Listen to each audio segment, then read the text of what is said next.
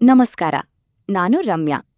ಬನ್ನಿ, ಇವತ್ತಿನ ಸಂಚಿಕೆಯಲ್ಲಿ ಭಾರತ ಸಂವಿಧಾನದ ಕಿಡ್ನ್ಯಾಪ್ ಕೇಸ್ ಬಗ್ಗೆ ವಿಸ್ತಾರವಾಗಿ ಮಾಹಿತಿ ತಿಳಿದುಕೊಳ್ಳೋಣ. ಖಂಡಿತ. ಬನ್ನಿ, ಇದರ ಬಗ್ಗೆ ಸ್ವಲ್ಪ ಡೀಟೇಲ್ ಆಗಿ ನೋಡೋಣ. ನಾವು ದಿನನಿತ್ಯ ಆಡುಭಾಷೆಯಲ್ಲಿ ಬಳಸೋ ಪದಗಳಿಗೂ ಕಾನೂನಿನ ಚೌಕಟ್ಟಿನಲ್ಲಿ ಅದೇ ಪದಗಳಿಗಿರೋ ಅರ್ಥಕ್ಕೂ ಅಜಗಜಾಂತರ ವ್ಯತ್ಯಾಸ ಇದೆ ಅಲ್ವಾ? ಇಲ್ಲಿ ನೋಡಿ, ಈ ಪ್ರಶ್ನೆಯನ್ನೇ ಸ್ವಲ್ಪ ಗಮನಿಸಿ. ತನ್ನಷ್ಟಕ್ಕೆ ತಾನೇ ಅಂದ್ರೆ ಸ್ವ ಇಚ್ಛೆಯಿಂದ ಬರಲು ಸಿದ್ಧನಿರುವ ಒಬ್ಬ ಅಪ್ರಾಪ್ತ ವಯಸ್ಕನನ್ನು ಮನೆಯಿಂದ ಕರೆದುಕೊಂಡು ಹೋಗುವುದು ಅಪರಾಧವೇ? ಮೇಲ್ನೋಟಕ್ಕೆ ನೋಡಿದಾಗ ಇಲ್ಲಿ ಯಾವುದೇ ಬಲವಂತ ಇಲ್ಲ, ಹಾಗಾಗಿ ಇದರಲ್ಲಿ ತಪ್ಪೇನಿದೆ ಅಂತ ನಮ್ಗೆ ಅನ್ನಿಸಬಹುದು. ಆದ್ರೆ ಈ ಒಂದು ಸಾಮಾನ್ಯ ಪ್ರಶ್ನೆ ಕಾನೂನಿನ ದೃಷ್ಟಿಯಲ್ಲಿ ಹೇಗೆ ಸಂಪೂರ್ಣ ಭಿನ್ನವಾದ ಆಯಾಮವನ್ನ ಪಡ್ಕೊಳ್ಳುತ್ತೆ ಅನ್ನೋದನ್ನ ಇವತ್ತಿನ ಈ ವಿಶ್ಲೇಷಣೆಯಲ್ಲಿ ನಾವು ಅರ್ಥ ಮಾಡ್ಕೊಳ್ಳೋಣ. ಈ ವಿವರಣೆಯಲ್ಲಿ ನಾವು ನೇರವಾಗಿ ಭಾರತೀಯ ದಂಡ ಸಂಹಿತೆ ಅಂದ್ರೆ ಐಪಿಸಿಯ ಅಧ್ಯಾಯ 11ರ ಒಳಹೊಕ್ಕು ನೋಡಲಿದ್ದೇವೆ. ಈ ನಿರ್ದಿಷ್ಟ ಅಧ್ಯಾಯ ಪ್ರಮುಖವಾಗಿ ಕಿಡ್ನಾಪಿಂಗ್ ಮತ್ತು ಅಬ್ಡಕ್ಷನ್ ಅನ್ನೋ ಎರಡು ಅತ್ಯಂತ ಪ್ರಮುಖ ಕಾನೂನು ಪರಿಕಲ್ಪನೆಗಳ ಸುತ್ತ ಸುತ್ತುತ್ತೆ. ಮೇಲ್ನೋಟಕ್ಕೆ ಈ ಎರಡೂ ಪದಗಳು ಒಂದೇ ತರಹ ಕಾಣಿಸಿದ್ರೂ ಕಾನೂನಿನ ಪುಸ್ತಕಗಳಲ್ಲಿರುವ ಇವುಗಳ ವ್ಯಾಖ್ಯಾನಗಳು ನೈಜ ಜೀವನದಲ್ಲಿ ಒಬ್ಬ ವ್ಯಕ್ತಿಯ ಸ್ವಾತಂತ್ರ್ಯ ಹಾಗೂ ಜೈಲು ಶಿಕ್ಷೆಯ ನಡುವಿನ ಗೆರೆಯನ್ನ ಹೇಗೆ ನಿರ್ಧರಿಸ್ತವೆ ಅನ್ನೋದನ್ನ ಅರ್ಥ ಮಾಡಿಕೊಳ್ಳೋದು ನಿಜಕ್ಕೂ ಬಹಳ ಮುಖ್ಯ. ಸರಿ, ಇಂದಿನ ನಮ್ಮ ಈ ವಿಶ್ಲೇಷಣೆಯ ರೂಪುರೇಷೆ ಹೀಗಿದೆ. ಮೊದಲಿಗೆ ಅಪರಾಧಗಳ ವ್ಯಾಖ್ಯಾನ, ನಂತರ ಕಿಡ್ನ್ಯಾಪಿಂಗ್ ಮತ್ತು ಅಬ್ಡಕ್ಷನ್ ನಡುವಿನ ಹೋಲಿಕೆ, ಅದಾದ ಮೇಲೆ ಕೆಲವು ನೈಜ ಪ್ರಕರಣಗಳು ಮತ್ತು ಕೊನೆಯದಾಗಿ ಅಂತಿಮ ತೀರ್ಪು. ಮೊದಲನೇ ವಿಭಾಗ, ಅಪರಾಧಗಳ ವ್ಯಾಖ್ಯಾನ. ನಾವೀಗ ಸೆಕ್ಷನ್ 361 ಮತ್ತು 362ರ ಹಿಂದಿರುವ ನಿಖರವಾದ ಅರ್ಥವನ್ನ ಬಿಡಿಸಿ ನೋಡೋಣ ಬನ್ನಿ. ಭಾರತೀಯ ದಂಡ ಸಂಹಿತೆಯ ಸೆಕ್ಷನ್ 361ರ ಪ್ರಕಾರ ಕಾನೂನುಬದ್ಧ ಪಾಲಕರಿಂದ ಕಿಡ್ನ್ಯಾಪಿಂಗ್ ಅಂದ್ರೆ ಏನು ಅನ್ನೋದನ್ನ ಸ್ಪಷ್ಟವಾಗಿ ವ್ಯಾಖ್ಯಾನಿಸಲಾಗಿದೆ. ಯಾರಾದ್ರೊಬ್ಬ ಅಪ್ರಾಪ್ತ ವಯಸ್ಕರನ್ನು ಅಥವಾ ಅಸ್ವಸ್ಥ ಮನಸ್ಸಿನ ವ್ಯಕ್ತಿಯನ್ನು ಅವರ ಪಾಲಕರ ಒಪ್ಪಿಗೆ ಇಲ್ಲದೆ ಕರೆದೊಯ್ದರೆ ಅಥವಾ ಹಾಗೆ ಮಾಡಲು ಪ್ರೇರೇಪಿಸಿದ್ರೆ ಅದು ಕಿಡ್ನ್ಯಾಪಿಂಗ್ ಆಗುತ್ತೆ. ಇಲ್ಲಿ ನಾವು ಗಮನಿಸಬೇಕಾದ ಅತ್ಯಂತ ಮುಖ್ಯವಾದ ಪದ ಅಂದ್ರೆ ಕರೆದೊಯ್ಯುವುದು. ಕಾನೂನಿನ ಪ್ರಕಾರ ಕರೆದೊಯ್ಯುವುದು ಅಂದ್ರೆ ಅಲ್ಲಿ ದೈಹಿಕ ಬಲವಂತ ಇರಲೇಬೇಕು ಅಂತೇನಿಲ್ಲ. ಕೇವಲ ಅವರ ಜೊತೆ ಹೋಗಲು ಕಾರಣರಾಗುವುದು ಅಥವಾ ಅವರನ್ನು ಮಾರ್ಗದರ್ಶನ ಮಾಡುವುದು ಕೂಡ ಈ ಕರೆದೊಯ್ಯುವುದು ಅನ್ನೋ ವ್ಯಾಪ್ತಿಗೆ ಬರುತ್ತೆ ಅನ್ನೋದು ನಿಮಗೆ ಗೊತ್ತಿರಲಿ. ಇನ್ನು ವಯಸ್ಸಿನ ಮಿತಿಯ ವಿಷಯಕ್ಕೆ ಬಂದ್ರೆ ಕಾನೂನು ಅತ್ಯಂತ ಕಟ್ಟುನಿಟ್ಟಾಗಿದೆ. ಸೆಕ್ಷನ್ 361ರ ಅಡಿಯಲ್ಲಿ ಯುವಕರಾಗಿದ್ರೆ 16 ವರ್ಷಕ್ಕಿಂತ ಕಡಿಮೆ, ಅದೇ ಯುವತಿಯರಾಗಿದ್ರೆ 18 ವರ್ಷಕ್ಕಿಂತ ಕಡಿಮೆ ವಯಸ್ಸಿನವರನ್ನು ಅಪ್ರಾಪ್ತರು ಅಂತ ಪರಿಗಣಿಸಲಾಗುತ್ತೆ. ಈ ವಯಸ್ಸಿನ ಮಿತಿಗಳು ಕಾನೂನಿನ ದೃಷ್ಟಿಯಲ್ಲಿ ಕಲ್ಲಿನ ಮೇಲಿನ ಗೆರೆಗಳಿದ್ದಂತೆ. ಅಂದ್ರೆ ಈ ವಯಸ್ಸಿನ ಒಳಗಿನವರನ್ನು ಪಾಲಕರ ಒಪ್ಪಿಗೆ ಇಲ್ಲದೆ ಯಾರೇ ಕರೆದೊಯ್ದ್ರೂ ಅದು ನೇರವಾಗಿ ಕಿಡ್ನ್ಯಾಪಿಂಗ್ ವ್ಯಾಪ್ತಿಗೆ ಒಳಪಡುತ್ತೆ. ಹಾಗಾದ್ರೆ ಇಲ್ಲಿನ ಅತ್ಯಂತ ಕುತೂಹಲಕಾರಿ ಹಾಗೂ ಪ್ರಮುಖ ಅಂಶ ಏನ್ ಗೊತ್ತಾ? ಇದು ನಮ್ಮ ಸಾಮಾನ್ಯ ನಂಬಿಕೆಗಳಿಗೆ ಸಂಪೂರ್ಣ ವಿರುದ್ಧವಾಗಿದೆ. ಕಿಡ್ನ್ಯಾಪಿಂಗ್ ಪ್ರಕರಣದಲ್ಲಿ ಕರೆದೊಯ್ಯಲ್ಪಟ್ಟ ಅಪ್ರಾಪ್ತ ವ್ಯಕ್ತಿಯ ಸಮ್ಮತಿ ಅಥವಾ ಒಪ್ಪಿಗೆ ಕಾನೂನಿನ ದೃಷ್ಟಿಯಲ್ಲಿ ಸಂಪೂರ್ಣವಾಗಿ ಅಪ್ರಸ್ತುತ. ಅಂದ್ರೆ ಆ ಹುಡುಗ ಅಥವಾ ಹುಡುಗಿ ಸ್ವಇಚ್ಛೆಯಿಂದಲೇ ಖುಷಿಯಿಂದಲೇ ಜೊತೆಗೆ ಬಂದಿದ್ರೂ ಸಹ ಕಾನೂನು ಅದನ್ನು ಪರಿಗಣಿಸುವುದೇ ಇಲ್ಲ.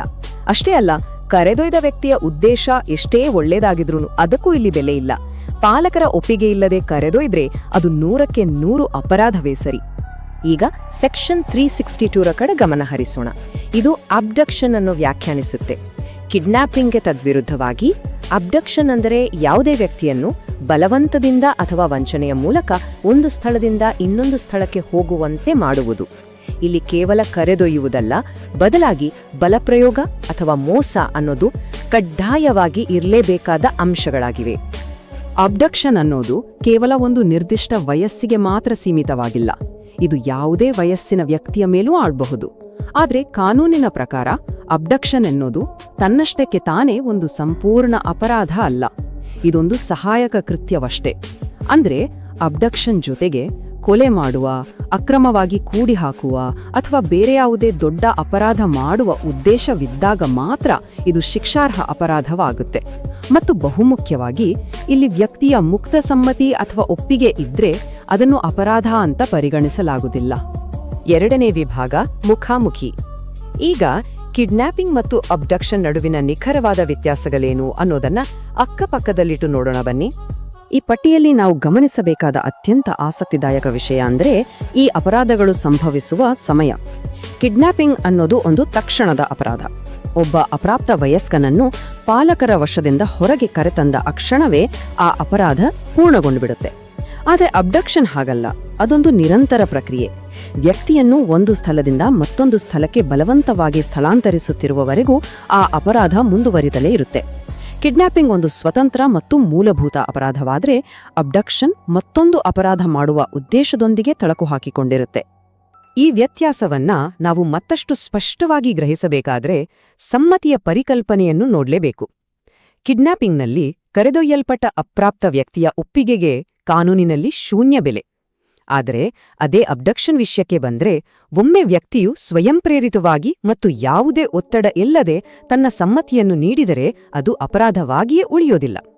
ಅಂದ್ರೆ ಆರೋಪದ ಸ್ವರೂಪದ ಆಧಾರದ ಮೇಲೆ ಈ ಸಮ್ಮತಿ ಅನ್ನೋ ಪದದ ತೂಕ ಹೇಗೆ ಬದಲಾಗುತ್ತೆ ಅನ್ನೋದು ಇಲ್ಲಿ ನಮಗೆ ಸ್ಪಷ್ಟವಾಗುತ್ತೆ.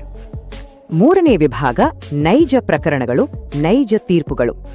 ಇಲ್ಲಿಯವರೆಗೆ ನಾವು ನೋಡಿದ ಸಿದ್ಧಾಂತಗಳು ಆಚರಣೆಯಲ್ಲಿ ಹೇಗಿರ್ತಾವೆ ಮತ್ತು ಸುಪ್ರೀಂ ಕೋರ್ಟ್ನ ತೀರ್ಪುಗಳು ಈ ಕಾನೂನುಗಳಿಗೆ ಹೇಗೆ ಜೀವ ತುಂಬಿವೆ ಅಂತ ನೋಡೋಣ. ಉದಾಹರಣೆಗೆ ಎಸ್ ವರದರಾಜನ್ ಪ್ರಕರಣದ ಘಟನಾವಳಿಗಳನ್ನೇ ಗಮನಿಸೋಣ.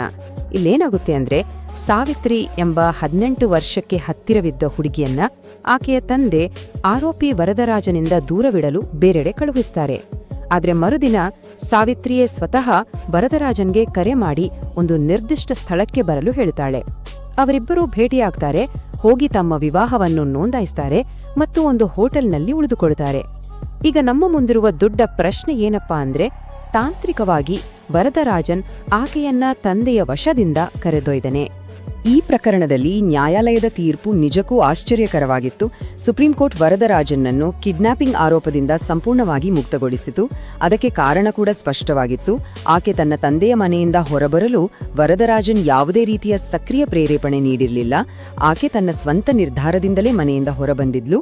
ಆಕೆ ಹೊರಬಂದ ಮೇಲೆ ಅವನು ಆಕೆಯ ಜೊತೆಗಿದ್ದನಾದ್ರೂ ಮೂಲತಃ ಆಕೆಯನ್ನು ಪಾಲಕರ ವಶದಿಂದ ಹೊರತರಲು ಅವನು ಕಾರಣನಾಗಿರಲಿಲ್ಲ. ಆದ್ದರಿಂದ ಇದು ಸೆಕ್ಷನ್ 361ರ ಅಡಿಯಲ್ಲಿ ಅಪರಾಧವಲ್ಲ ಅಂತ ನ್ಯಾಯಾಲಯ ತೀರ್ಮಾನಿಸಿತು. ಈಗ ನಾವು ಮತ್ತೊಂದು ಪ್ರಕರಣದ ಕಡೆ ಗಮನ ಹರಿಸೋಣ. ಇಲ್ಲಿ ವಿಷಯ ಹೇಗೆ ಸಂಪೂರ್ಣ ಬೇರೊಂದು ತಿರುವು ಪಡೆಯುತ್ತೆ ಅನ್ನೋದನ್ನ ಗಮನಿಸಿ. ವರದರಾಜನ್ ಪ್ರಕರಣಕ್ಕಿಂತ ತದ್ವಿರುದ್ಧವಾದ ರಾಜಾರಾಮ್ ಪ್ರಕರಣವಿದು. ಇಲ್ಲಿ ಹಳ್ಳಿಯೊಬ್ಬ ನಕಲಿ ವೈದ್ಯನಿಗೆ ಅಪ್ರಾಪ್ತ ವಯಸ್ಸಿನ ಹುಡುಗಿಯ ಮೇಲೆ ಕಣ್ಣಿರುತ್ತೆ. ಆಕೆಯನ್ನು ಮನೆಯಿಂದ ಹೊರತರಲು ಅವನು ತನ್ನೊಬ್ಬ ಪರಿಚಯಸ್ಥನ ಸಹಾಯ ಪಡಿತಾನೆ. ಇಲ್ಲಿ ಈ ಕರೆದೊಯ್ಯೋ ವಿಧಾನ ಸ್ವಲ್ಪ ಭಿನ್ನವಾಗಿದೆ. ಅದೇನು ಅಂತ ನೋಡೋಣ ಬನ್ನಿ. ಈ ಪ್ರಕರಣದಲ್ಲಿ ನಡೆದ ಸಂಚಿನ ಹಂತಗಳನ್ನು ಸ್ವಲ್ಪ ಸೂಕ್ಷ್ಮವಾಗಿ ಗಮನಿಸಿ. ನಕಲಿ ವೈದ್ಯ ಜಯನಾರಾಯಣನ ಆಸೆಯಂತೆ ಆರೋಪಿಯು ತನ್ನ ಸ್ವಂತ ಮಗಳನ್ನೇ ಕಳುಹಿಸಿ ಆ ಹುಡುಗಿಯನ್ನ ತನ್ನ ಮನೆಗೆ ಕರೆಸ್ಕೊಳ್ತಾನೆ. ಆಮೇಲೆ ಆಕೆಯನ್ನ ಜಯನಾರಾಯಣ್ಗೆ ಒಪ್ಪಿಸ್ತಾನೆ. ಇಲ್ಲಿ ನೀವು ಗಮನಿಸಬೇಕಾದ್ದು ಏನಂದ್ರೆ, ಆರೋಪಿಯು ನೇರವಾಗಿ ಹುಡುಗಿಯ ಮನೆಗೆ ಹೋಗಿ ಆಕೆಯನ್ನ ಕರೆತಂದಿಲ್ಲ. ಬದಲಾಗಿ ತನ್ನ ಮಗಳ ಮೂಲಕ ಪರೋಕ್ಷವಾಗಿ ಆ ಕೃತ್ಯವನ್ನ ಮಾಡಿಸಿದ್ದಾನೆ. ಇಂತಹ ಪರೋಕ್ಷ ಭಾಗವಹಿಸುವಿಕೆಯನ್ನ ನಮ್ಮ ನ್ಯಾಯಾಲಯ ಹೇಗೆ ನೋಡುತ್ತೆ? ಇಲ್ಲಿ ಸುಪ್ರೀಂ ಕೋರ್ಟ್ ಅತ್ಯಂತ ಸ್ಪಷ್ಟವಾದ ತೀರ್ಪು ನೀಡಿತು. ಇದು ಖಂಡಿತವಾಗಿಯೂ ಕಿಡ್ನಾಪಿಂಗ್. ಆರೋಪಿಯು ನೇರವಾಗಿ ಮನೆಗೆ ಹೋಗದಿದ್ರೂ ಆಕೆ ಮನೆಯಿಂದ ಹೊರಬರಲು ಅವನ ಪ್ರೇರೇಪಣೆಯೇ ಸಮೀಪದ ಕಾರಣವಾಗಿತ್ತು. ಆಕೆ ಸ್ವ ಇಚ್ಛೆಯಿಂದಲೇ ಬಂದಿದ್ರೂ ಸರಿ, ಆಕೆಯ ಆ ಇಚ್ಛೆಯನ್ನು ರೂಪಿಸುವಲ್ಲಿ ಆರೋಪಿಯ ಸಕ್ರಿಯ ಪಾತ್ರವಿತ್ತು ಅನ್ನೋದನ್ನ ಕೋರ್ಟ್ ಎತ್ತಿ ಹಿಡಿಯಿತು. ಹಾಗಾಗಿ ಇಲ್ಲಿ ಹುಡುಗಿಯ ಸಮ್ಮತಿಗೆ ಯಾವುದೇ ಬೆಲೆ ಇಲ್ಲ ಮತ್ತು ಆರೋಪಿ ಕಾನೂನಿನ ದೃಷ್ಟಿಯಲ್ಲಿ ಅಪರಾಧಿ ಅಂತಲೇ ತೀರ್ಮಾನಿಸಲಾಯಿತು. ಈಗ ಶಿಕ್ಷೆಯ ಪ್ರಮಾಣದ ಬಗ್ಗೆ ಮಾತಾಡೋಣ. ಈ ಕಾನೂನುಗಳ ಉಲ್ಲಂಘನೆಯ ಪರಿಣಾಮಗಳು ನಿಜಕ್ಕೂ ಅತ್ಯಂತ ಗಂಭೀರವಾಗಿವೆ. ಸೆಕ್ಷನ್ 363ಯ ಪ್ರಕಾರ ಕಿಡ್ನಾಪಿಂಗ್ ಅಪರಾಧ ಸಾಬೀತಾದ್ರೆ ಅಪರಾಧಿಗೆ ಬರೋಬ್ಬರಿ 7 ವರ್ಷಗಳವರೆಗೆ ಜೈಲು ಶಿಕ್ಷೆ ವಿಧಿಸಬಹುದಾಗಿದೆ. ಇದರ ಜೊತೆಗೆ ದಂಡವನ್ನೂ ಸಹ ವಿಧಿಸಲಾಗುತ್ತೆ. ಇಲ್ಲಿ ಕಾಣುತ್ತಿರುವ ಈ 7 ಅನ್ನೋ ಸಂಖ್ಯೆ ಕೇವಲ ಒಂದು ಅಂಕಿಯಲ್ಲ. ಇದು ವ್ಯಕ್ತಿಯೊಬ್ಬನ ಸ್ವಾತಂತ್ರ್ಯವನ್ನು ಕಸಿದುಕೊಳ್ಳುವ ಕಾನೂನಿನ ಬಿಗಿ ಮುಷ್ಟಿಯನ್ನು ಪ್ರತಿನಿಧಿಸುತ್ತೆ. 4ನೇ ಮತ್ತು ಅಂತಿಮ ವಿಭಾಗ, ಅಂತಿಮ ತೀರ್ಪು. ಈಗ ನೀವೇ ನ್ಯಾಯಾಧೀಶರು. ಇಲ್ಲಿಯವರೆಗೆ ನಾವು ವಿಶ್ಲೇಷಿಸಿದ ನಿಯಮಗಳನ್ನು ಪರೀಕ್ಷಿಸುವ ಸಮಯ ಈಗ ಬಂದಿದೆ. ಒಮ್ಮೆ ಈ ಸನ್ನಿವೇಶವನ್ನು ಕೂಲಂಕಷವಾಗಿ ಊಹಿಸಿಕೊಳ್ಳಿ. 17.5 ವರ್ಷ ಅಂದ್ರೆ ಇನ್ನೂ 18 ತುಂಬದ ಅಪ್ರಾಪ್ತ ಹುಡುಗಿ. ಆಕೆಯೇ ಸ್ವತಃ ತನ್ನ 25 ವರ್ಷದ ಸಂಗೀತ ಶಿಕ್ಷಕನನ್ನು ಮದುವೆಗೆ ಒಪ್ಪಿಸುತ್ತಾಳೆ.